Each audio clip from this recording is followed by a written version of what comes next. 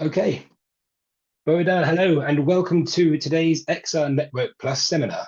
I'm Greg Mothersdale from Cardiff University and Media Cymru, and I am a co-investigator on the XR Network Plus project. Today, we welcome two projects that explore issues of sustainability around the use of virtual production. One of these projects, Terra Datum, was funded by XR Network Plus, while the other is a Media Cymru project, and I'm very pleased to be sitting across both programs and welcome the fact they're both on the same call today. First up is our Media Cymru supported project. We'll hear from Toby Cameron, founder of and senior producer at On Par Productions. The project investigates how and to what extent virtual production reduces carbon emissions when compared to an on-location production method, with the aim of developing greener, scalable solutions for the screen sector. Then we'll learn about our XR Network Plus project, Terra Datum, from Paul Dolan at Northumbria University. Terra Datum measures the computational intensity and energy cost of key virtual production methods at Advanced Media Production Studio based at PROTO, using this live data to create a large-scale artwork. But first, a brief introduction to what XR Network is and what we do.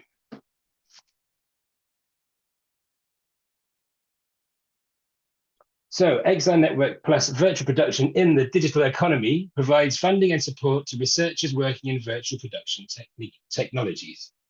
Through our network of partners, we are setting the research agenda for virtual production, supporting growth and facilitating collaboration between academia and industry on a national stage. XR Network Plus is funded by the Engineering and Physical Sciences Research Council. God, this is a mouthful. The network's objective is to establish a 10-year research agenda for virtual production. XR Network Plus is led by the University of York in collaboration with Cardiff University, the University of Edinburgh, University of Arts London, and Ulster University. Research collaboration, co-creation, and challenge-led innovation are the cornerstone of XR Network Plus activity. The project is building a community of academic research and industry research and development at the convergence of ideas, technologies, and creative practice in virtual production to deliver impact and opportunity for the whole of the digital economy. The format for today's seminar: each set of presenters will speak for 10 minutes, Toby first and then Paul. This will be followed by 15 minutes of questions for both presenters. We have some questions prepared, but those of you in the audience are very much invited to submit your own questions, either for both projects or for just one or the other. And please submit any questions you have using the Q&A box on your Zoom screen. You can do this at any point in the seminar. We should all be wrapped up by 2:50, all being well. And so without further ado, let me hand over to our first presenter, Toby, here to discuss On Par Productions' Media Cymru project. Hello. Borada, not Borada, Shemai. All right, let me share my screen.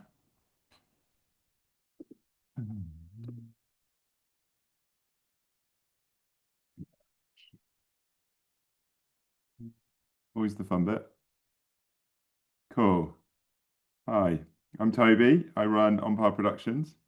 This is a project that we work with Media Cymru and Film Cymru on, and specifically we were looking at how and why and we could save carbon during our projects working with virtual production. And it was all funded via the Media Cymru Film Cymru Green Screen Fund. So just a quick overview. We are 15 years old. There are 6 of us, and we work cross-platform. We make ads, we make branded content, we make TV. Here are a few awards and a few people we're working with, just to give you a bit of an idea. So our work crossed many sectors. So our challenge was we'd wanted to work in virtual production for a very long time, but hadn't quite found the right project for it, and costs as well. Studios can be expensive, so we were looking for the right opportunity, and then the Green Screen came up. So we decided it would be great to compare a TV commercial that we'd shot, Climate Action Wales TV commercial, that we'd shot and we'd done a lot of carbon calculation for. It was shot all in and around Cardiff. Yeah, and a lot of the examples that we were seeing of virtual production were, you know, traveling all around the world or traveling to the moon. And we thought it'd be interesting to find out whether we could really still save on the travel and the carbon impact just from a shoot shot in Cardiff. Cool. I'll just show you the ad just to give you a bit of background and idea on it. Dave, what difference will I make? Just one person. But there are 3 million of us in Wales, and together changes add up. So the question is not, what can I do? The question is, what can we do? No one can do everything. But everyone can do something. Find out what you can do to help save money, improve your well-being, and create a greener Wales. Together, we can make a difference. Search Climate Action Wales. It's all quite simple stuff, houses, forests, nowhere crazy. So what we wanted to do was compare VP with traditional location filming and stuff that we've done in real world conditions. We really wanted to, the main thing was we wanted to create some great data and to sort of really see how much electricity we were using in the different locations. And we were mainly looking at the energy, the travel, and how that kind of affected the logistics. What we said we would do, and I'll let you know if we did it, was put together a sort of show reel of virtual production content and some behind the scenes documentation. So we could sort of use that and sort of show current clients as well, hey, we can do virtual production. Here is an example of it. And equally, we were also interested to see what other impacts it would have. Like specifically, I was interested in well-being. We're a 4-day work week company on par, paid living, living wage, part of the living wage. We're a living wage company, all those nice things, offer free mental health support. So it's always a priority that during our shoots, we have a minimum impact on the well-being of our crew and those working with us. So we did a lot of prep, months of prep. We worked with PDR, who were part of the Media Cymru cohort of organisations. We did lots of meetings, really breaking apart the project, thinking about how we would, how we would record the data and what we would look at. And we were sort of backed up as well by Film Cymru and Media Cymru throughout that.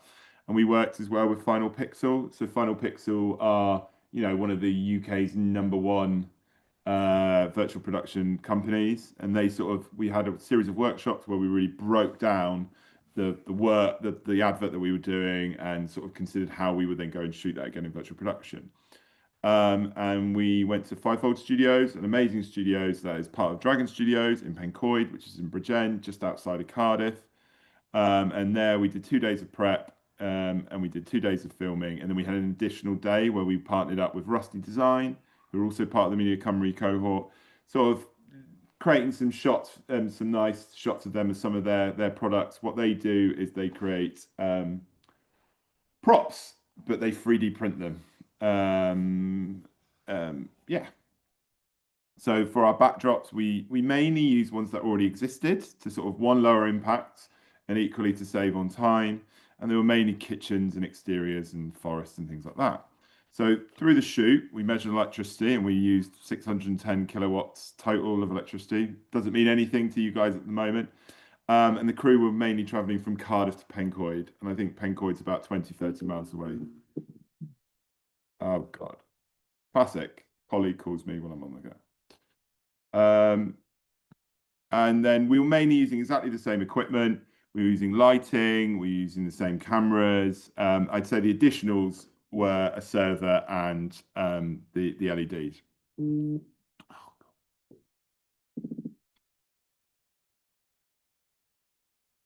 Oh, of course. Oh, yeah. And this gives you a bit of a behind the scenes of what we were doing. Oh, should have been playing that when I was talking. Toby, give you an idea of what it looked like. Toby, you still sharing your screen? Just double check. Can you see it? My screen being shared? Yeah, got it now. Thank you. Yeah, cool. And here's a little side by side to sort of show you the difference of the shots. So the things that worked really well for us was stuff out like inside and living rooms and houses. Like that stuff looks amazing and was really easy to do. It's kind of the more exterior stuff that was more difficult to kind of get the great shots out of. Like we would have needed much more lighting, because we'd have had to compare stuff to the sun, to make it look as good. But one thing that I came out of it is like shooting interiors. You could like sofa ads, for instance, ads for IKEA, you could get through a lot of different backdrops and living rooms and kitchens and things like that in a very, very short space of time. So the results for us were we didn't actually end up saving that much carbon, if any. We didn't save any. But the problem that being is that that was just from the travel to and from the studio every day. Like the studio was just that distance outside of Cardiff that it created quite a high carbon impact. And it also shows that Cardiff, being a great city to film in, that you can get around and not, and shoot in lots of different locations in a very short space of time and a very short space of mileage. Probably one of the reasons why Cardiff's become renowned for drama shoots. But I think the most interesting thing and obviously we were using more energy. It seems obvious to me now because we had big LED screens, like we weren't powering that when we were in the locations, and servers and things like that. But the one thing that I did take a lot from it was if if your studio is on a renewable energy tariff, we would have used a lot more power, but actually the carbon impact that we would have had would have reduced massively. The energy that we would have used would have reduced by a third. So I think that's the big sort of thing that I took from this, was that if you're a studio, be on renewable energy. It's like just a given, like that you will save that much energy, like in comparison. And you can actually see just in the virtual production comparisons that actually using a renewable energy tariff compared to a non-renewable, we would have saved, it's a 14th. Yeah, it's like a 14th. It's a huge reduction. So I think, the bigger picture was that we found was not automatically greener. But the one big takeaway that we did take away from it is that, as soon as they're traveling like a long distance, it does have an impact. And I think there's an economy of scale. I could see how if you were doing a big drama or a big commercial that involved lots of days and lots of traveling, how you would easily save your impact. But I think for me, the big thing was more the access and well-being that we took from this, like the impact that it had on the crew. And I don't think you can really say enough about that, was that our days were a lot shorter than they would have been on set. Like we didn't have to move. Once the kit was set up and all the lighting was set up there, it was there for the whole week. When normally when we are shooting from living rooms to different spaces and we're having to move a lot, that's a lot of equipment going up and going down. So not only is that time, but there's the risk that, somebody could hurt themselves or something could be damaged. And it just made for a much calmer, safer, more accessible environment.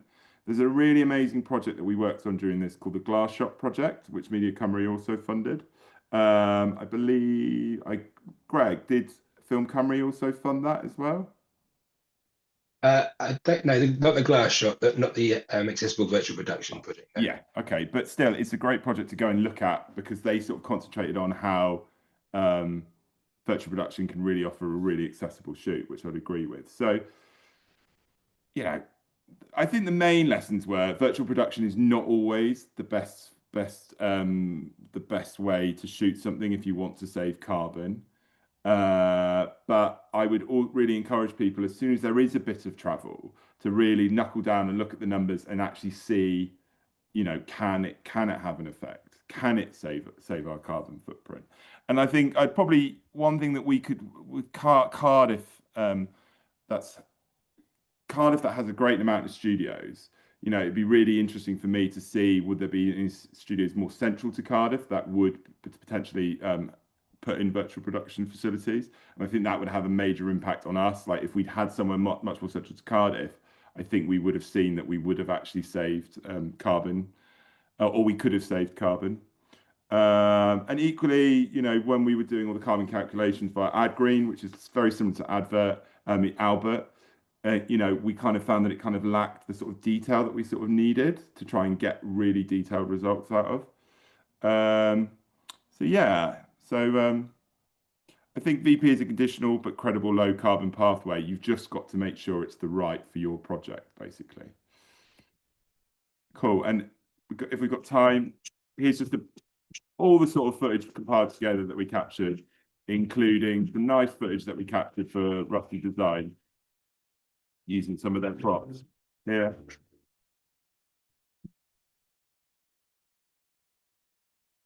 And this is something that we would never have been able to get. If we'd actually tried to film with an F1 car on location, we'd be load of carbon and we would have, it would have been nowhere near as safe. I wouldn't have liked to film in the risk assessment for that one. So thank you very much, Diolch yn fawr, and I hope that gives you a little bit of understanding of our project. Thank you very much, Toby. That's really insightful. I'm going to hand over to Paul now, and then we'll do questions afterwards. Over to you, Paul.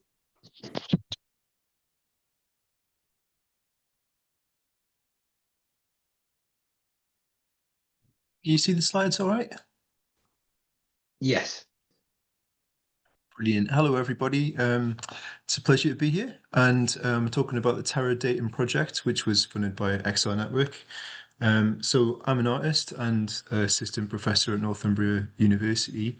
I've been researching the energy consumption and kind of back end of digital production of images for about 5 years, visiting data centers and kind of working in that kind of area. So this project is a research and development project. There's two things that I said that we would do for the funders. First of which was to make a report, and I'll kind of share a link to that later on. And the second thing was to produce a live artwork, which was using energy consumption data from a virtual production studio to kind of animate movement on screen. So we worked with a virtual production studio in Gateshead, which is just next to Newcastle, and it's called Advanced Media Production. It was called PROTO at the time whilst we were working there, but it's kind of slightly changed its ownership structure slightly. And I worked with some great staff there. So it's Luke Edmondson is the technician that helped with the project, working in the studio. And we also worked with two digital catapults Internet of Things technicians. So it's Nikos Slumis and Ramona Malfiovici, who are both, all of them are fantastic to work with. So the aim of the project was to try and track and measure the computation of data in the studio. So we're kind of talking about things like motion capture data that's being sent around from cameras to the computer, the Unreal Engine scene that's being sent to the LED wall, and all of the bits of like network and data computation that are kind of floating around and moving through the studio space itself. So to do that, we invested in some kit. We bought these MileSight devices, which the digital catapult stuff had already used before. So they're domestically available, and they're essentially what they do is you plug them into a plug socket, and then you can plug in your equipment into them.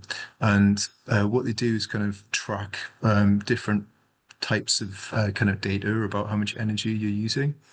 And they send it to the hub, which is kind of like a router. And what that does is makes the information available to you. So Nikos set up a website first so that we could track all of the data, and it just basically looked like a massive big Excel spreadsheet full of energy consumption data, and you could kind of see it going up and down depending on what activity was on in the studio. So yeah, it was quite useful and interesting to see what types of activities were kind of making the kind of increasing energy consumption. For Luke as well, working in the studio, he kept a diary of what activity was happening on what day, so we could kind of make comparisons between the data and the studio usage. That's all in the report. So I must admit I was a little bit of a skeptic about the Internet of Things, because my only real experience with it had been looking at types of kind of toys and tech that seemed a little bit over-engineered, and maybe a little bit too kind of Black Mirror-esque with, toilets that track your like fiber content of your stool, and toys that are connected to the internet for no reason. So yeah, it was a bit of a surprise to me to find out that actually the Internet of Things has got more of a kind of commonality with like a DIY approach to kind of tracking your own energy consumption. It doesn't actually need the internet. It often does work in tandem with it, but it has its own infrastructure, its own masts, its own tech, and it's used extensively in agriculture to kind of measure data for crops and things like that. So I changed my mind about the Internet of Things. It is actually super useful. So we had some challenges. Some of the big challenges working in the studio is to do with kind of the power sockets and the power input into the building. So there are these kind of three-phase large kind of high voltage cables coming into the room, and you can't use the same like easy socket plugs for them. You have to use you can see an image here. There's like 3 separate little black clamps. So in order to actually measure the energy flowing through those cables, you have to physically strip back the kind of rubber insulation from the outside of the live cable and then place a clamp around each of the 3 live wires within it. So we didn't do that. We were a little bit frightened that we might start a fire, and we just hadn't budgeted for a qualified technician to kind of do the work essentially.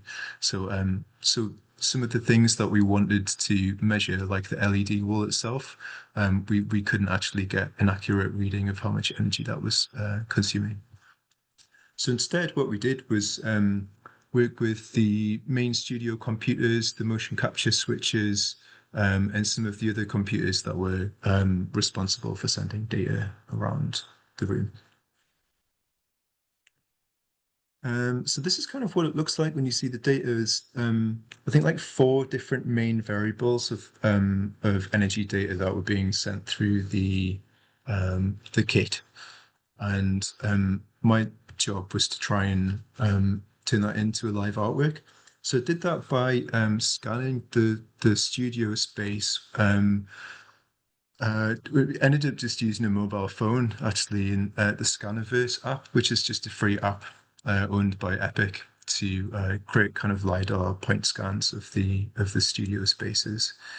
So we did that with 3 different spaces: the main studio, the network room, which is the shape you can see on the left, and also the photogrammetry capture room as well. So once you have point cloud, I had to try and work out how to use that live data to kind of animate it and move it, bring it to life. It's quite a difficult thing to do when you have a LiDAR scan because they're quite inert. Once you bring a point cloud into software, then it doesn't really do much, and it can be quite tricky to animate it in real time. It's quite straightforward to do it in other software like Houdini or using the kind of standard offline CGI processes. So thankfully, somebody had created a plugin that we used, which translated the point cloud into Unreal Engine's kind of standard particle effect system. So what that did, in other words, is opened up a series of variables that we could change live. So, for example, we could change the size of the points, we could change the color of the points, we could change how much they were moving, how kind of energetic they were, things like that. So that was really key to making the project work. We also used a plugin called MQTT, which is kind of like if anybody's used Unreal Engine before, then you can access websites from within Unreal Engine. So it's kind of the same thing. It's like a protocol for accessing the Internet of Things network that we'd set up. So the devices were in the wall in the studio. They sent the data to the network, and then the network sent the data to the Unreal Engine project when it was switched on.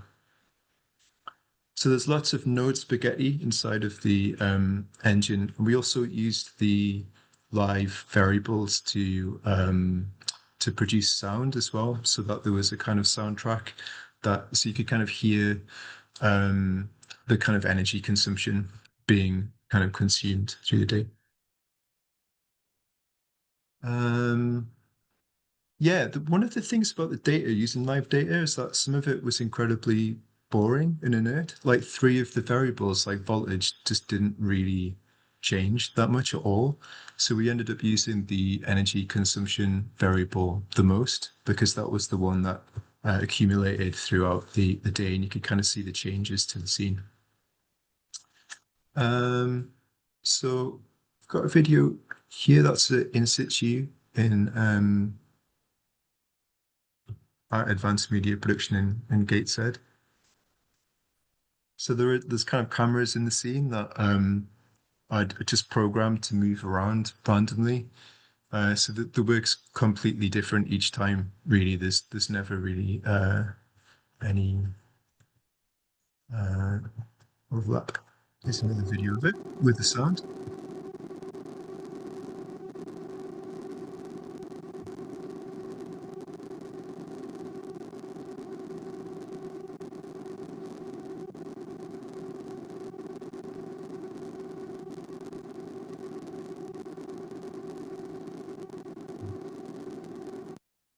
So it's probably going to look very laggy on the screen there with the thing. You can get an idea of the speed of movement.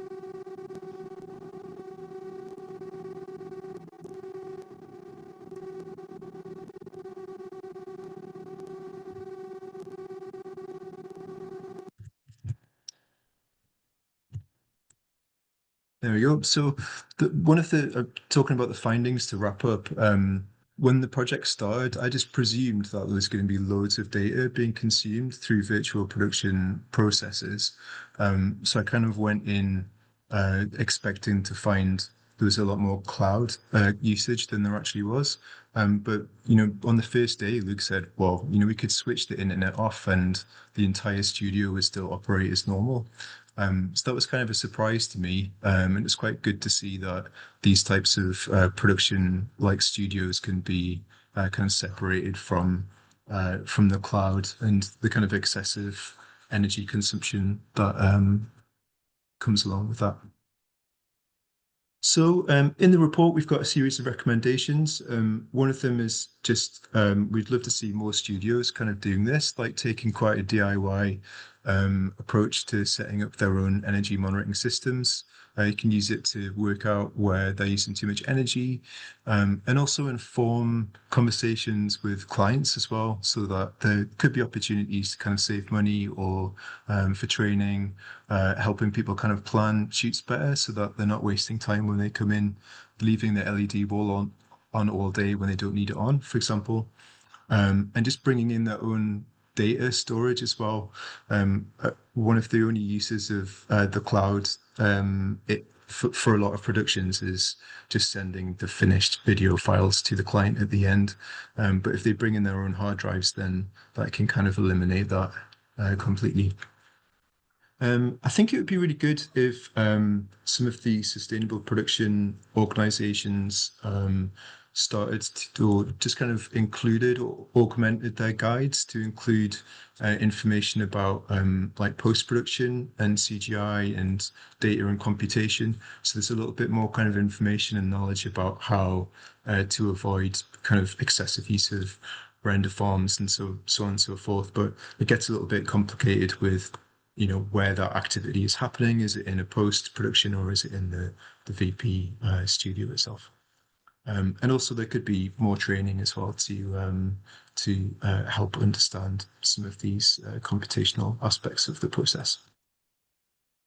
So yeah, just kind of one of the things that we thought might be quite a cool forward movement for the project is thinking about like how we could use weather APIs to kind of work with the energy consumption data that we've got. So this great website called Low Tech Magazine, and it's completely solar powered. So when there's not enough solar energy to run it, it just goes offline. There's also another project called Solar Protocol, which is hosted on a series of different servers around the world. So wherever there's sunlight on that server, then the website will be hosted from that particular country. So it swaps around depending on where there's available kind of energy.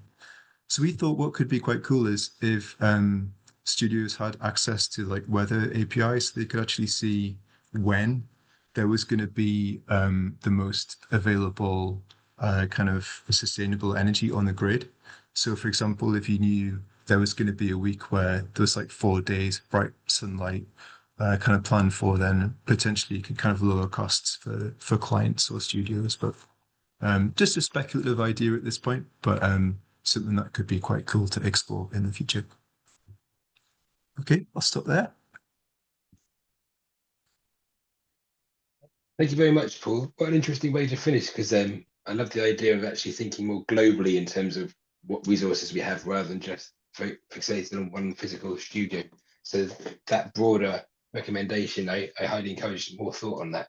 I spoke to somebody recently, and we haven't had as much wind and sun recently, would you believe? So they haven't got so much data to actually respond to some of the findings we have from these projects. And I really hope we can get some more of that in the future. Thank you to both of you for your presentations.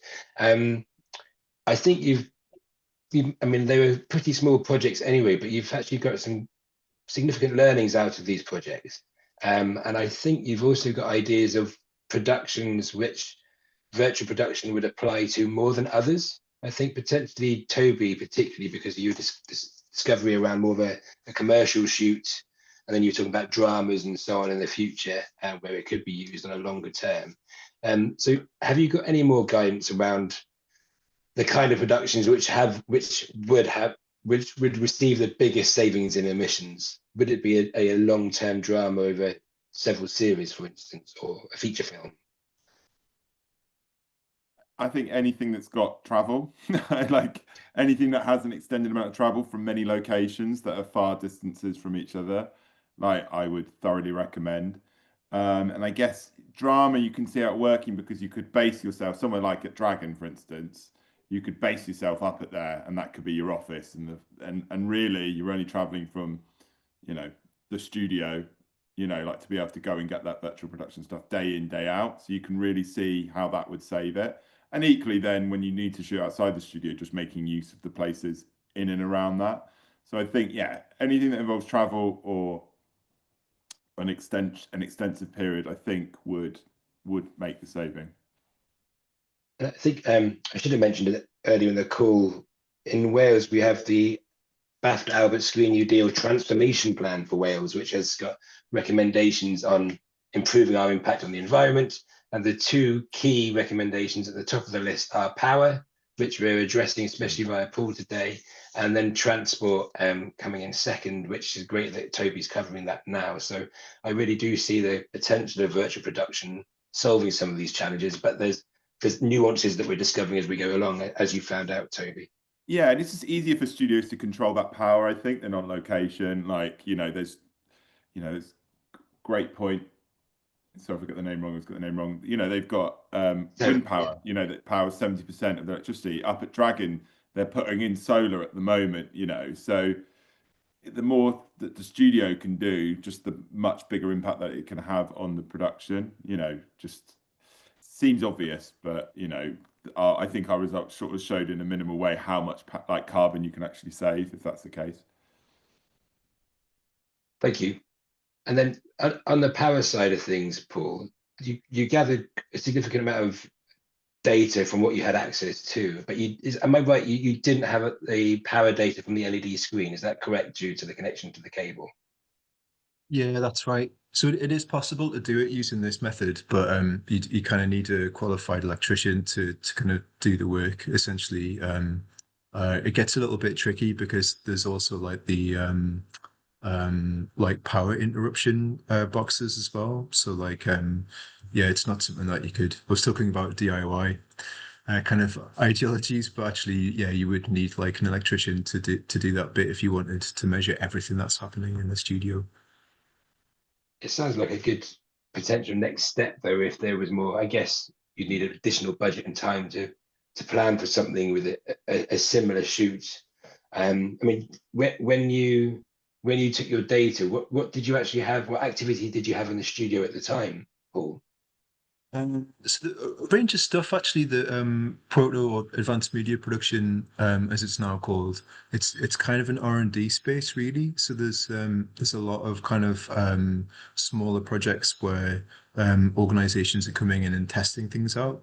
So there's a lot of like idling and a lot of people who are not particularly like familiar with virtual production techniques. So so that the data was kind of colored by that. But yeah, there's a range of different activities, some mocap, some photogrammetry, a lot of Unreal Engine usage with kind of camera being used in front of the backdrop. So yeah. Okay, so quite a mix. Yeah. Thank you. Moving on.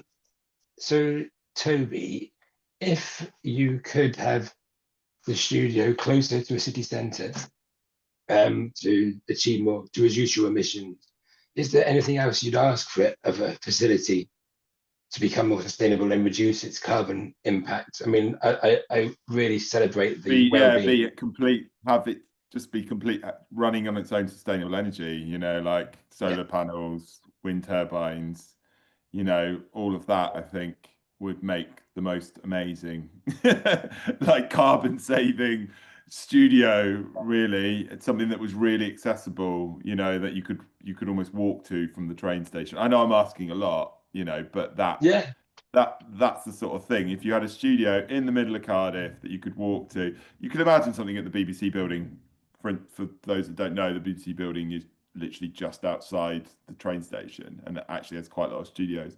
They probably say that they do have some sort of virtual production there, but you know, would really, I think, be a great thing. And Paul, the access to the energy usage that you did have, with regards to the compute and the consumption required in the cloud, how difficult is it to track that data and the impact of the compute outside of the studio? Did you look into that in much detail? Yeah, it's quite tricky. I mean, initially, I was quite into the idea of trying to get a computer scientist to be able to understand what data was being processed on a computer and what data was being processed in the cloud. I don't know if you've probably seen that a lot of software started to kind of push processing and computation out to the cloud, like for certain processes, like in Photoshop, for example. If you use like the kind of generative fill tool, then it's pushing that process out to the cloud over the internet, and then there's a GPU in a data center somewhere that's actually doing the job for you, and then sending it back to your screen. And there's a whole host of other kind of production related like computation from a lot of CGI workers are kind of using Terra Datum and other programs, the software where they're not computing anything locally at all. They just got a screen and a keyboard, and all of their work is actually being done on GPUs in data centers. So, yeah, I mean, for me, that's really problematic. And I think the point at which you kind of lose responsibility or you lose ownership over being able to track data and and just the kind of reliability of it as well, because data centers are not very reliable, they're not very truthful about how much energy they use and what the costs of it are. I mean, if you look on Google's website about kind of their data consumption, then they'll kind of say that it's entirely sustainable, and whereas in reality that they're not. It's like it's a globally multiplying industry that's getting bigger and bigger, especially with AI. We've just seen this week that kind of Nvidia and OpenAI have just signed new deals to create the largest amount of AI infrastructure, huge data centers that are going to absorb more and more power than they do currently, which is already unsustainable. So yeah, I think there's that's some of the thinking behind why I think it's important for studios to kind of have ownership over some of that data so they can make better choices.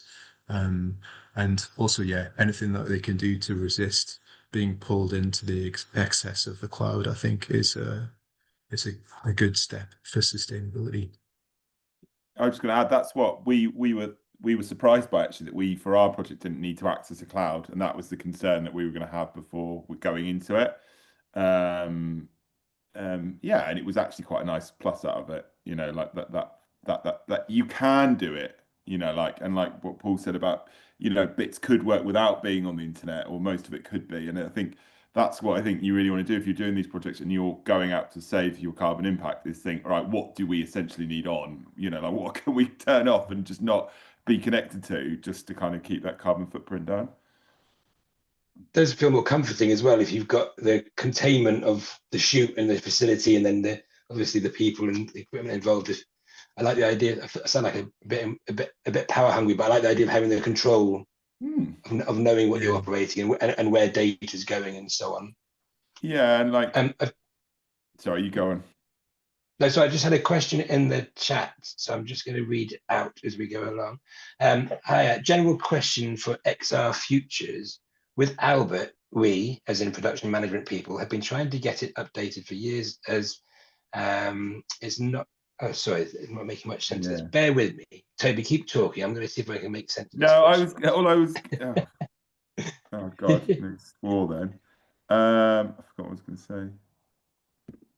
I've got a question. Here we go. How would you recommend productions measure the use of cloud-based work or Gen AI during pre-production to make production companies pay attention to the environmental costs of this work? So that's probably something for Paul, if you have got any insight on that. If they are using cloud-based work in the pre-production stage, are there any recommendations on how you measure that work, or is it too complex to be able to consider at the moment? Yeah, it's quite tricky. I mean, there are calculations out there, I think, with the kind of rise of AI, generative AI image making and so on, and interest around like ChatGPT usage, then there's been calculations around, you know, like equivalent, like how much energy like a single ChatGPT kind of search and prompt uses. So you can kind of find that online and use it as the basis for like making calculations. But whether or not it's accurate, it's really difficult to say because it's such like a black box industry. Whereas, you know, the information that Google and kind of Meta and the other like AWS and other like large operators of data centers, the actual information that they release to the public is often like it probably not accurate and painting a much like sunnier picture than it is actually happening. So I think really like not using it is the best route forward, but there's also kind of forward movement with like local computation. So like recently graphics cards have become like powerful enough to kind of hold like models, like generative models in their virtual memory. So like the new 50 series graphics cards, for example, you can kind of fit a AI image gen model on that. So potentially you could actually just be doing it yourself, like in a studio, buying the kit and doing it there instead of like shipping it out to a data center. So I'm hoping that actually the kind of local generation of AI like computation is going to open up some opportunities for people to like claim ownership over how to sustainably power it. Thanks, Paul. I think having these discussions more is just, thank you for the question, by the way. I hope I did justice to the question. I'm not so good on Zoom calls, but hopefully that gives you a useful answer. And I just think more discussion and more research in this area is useful, especially if we can solve challenges with virtual production. I think we should certainly take them forward. And I've had another question come in from the chat. And given that virtual production has been around for a fair while now, and that sustainability has been rising up the agenda of key stakeholders, and it still is, even though you don't always believe that in the media, is there available and comparable studies that Paul and Toby's findings have synergy with? So are you aware of any other studies that you can share or talk about, or if not, we'll try and share them afterwards? Yeah, I think Final Pixel did one about something in Ireland. I was just desperately, I saw the question. I'm trying to go through my notes to find all the different ones that I sort of referenced, but I can't remember what they're all called off the top of my head, to be honest. But there definitely are things out there that go into it. I'd say the only thing is they're often from, I'm not saying that's a good or a bad thing, but they're often from organizations that have a lot of, you know, that work within virtual production, you know, so I think that's why some people are quite interested in ours, because we're kind of, you know, we like it, but we're a bit agnostic to it. You know, it's our livelihood isn't really dependent on it. So I'll keep looking at my notes. Well, so we're just about out of practice on Zoom, aren't we? Paul, how about you? Have you got any thoughts on reports or? Yeah, I did like I did quite a lot of desk-based research when I started this project, just so I could understand where the kind of gaps were. But just for like the sake of simplicity, I just linked the Terra Datum report into the web chat. So yeah, the bibliography's got like the list of like all of the key ones in there. So there's loads of good work, to be honest, like really interesting, like thorough literature already exists. So, but yeah, if you want an easy way of like having it in a list, then the bibliography in that report will probably get you there fastest. Yeah, I'm just Thank looking you. at my That'd be great. report, We can. which I should have done a bibliography, get marks down. But just looking, I can see Sony Pictures did something in 2022, Work Flowers did something in 2023, Final Pixel 2024, Ridley Scott's Creative Group something in 2024 as well. So it could be worth a Google. But they all kind of show how, you know, different reductions in virtual production, and they vary between like 30 and 55%. So. I know CoStar Foresight have released a report recently about AI and impacts and so on, and sustainability, and MIT have also released something to do with AI, which I haven't read yet, but has been shared with me. So just dropping names of companies. I'm afraid they're not links, but if anybody wants to follow up with us afterwards, do get in touch with XR Network Plus directly, and we'll share some of these resources afterwards as well. Thank you both. I'm just going to encourage any more questions because I've just realized that we are coming towards the end of the webinar, and I have got to try and share 2 more slides, which I've got to remember how to do on Zoom. So bear with me while I do that. Second.